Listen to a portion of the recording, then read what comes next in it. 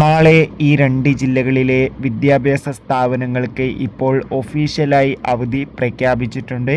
ആ ഒരു അപ്ഡേഷനാണ് ഇന്നൊരു വീഡിയോ ഭാഗത്ത്. വീഡിയോയിൽ കൊണ്ടുമ്പ് വീഡിയോ ലൈക്ക് ചെയ്യുക. നാളത്തെ മഴ എങ്ങനെയാണ് അതിൻ്റെ അപ്ഡേഷനും ഇന്നൊരു വീഡിയോ ഭാഗത്ത് ഉൾപ്പെടുത്തിയിട്ടുണ്ട്.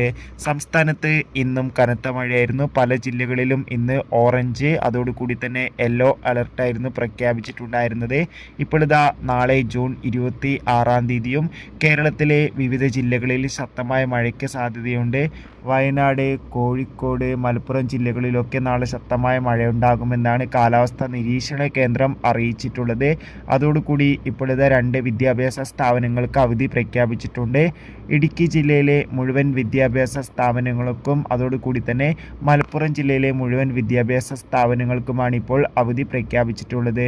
പ്രൊഫഷണൽ കോളേജ് ഉൾപ്പെടെയുള്ള വിദ്യാഭ്യാസ സ്ഥാപനങ്ങൾക്കാണ് നാളെ ഈ രണ്ട് ജില്ലകൾക്കും അവധി പ്രഖ്യാപിച്ചിട്ടുള്ളത്. കാത്തിരിക്കാം.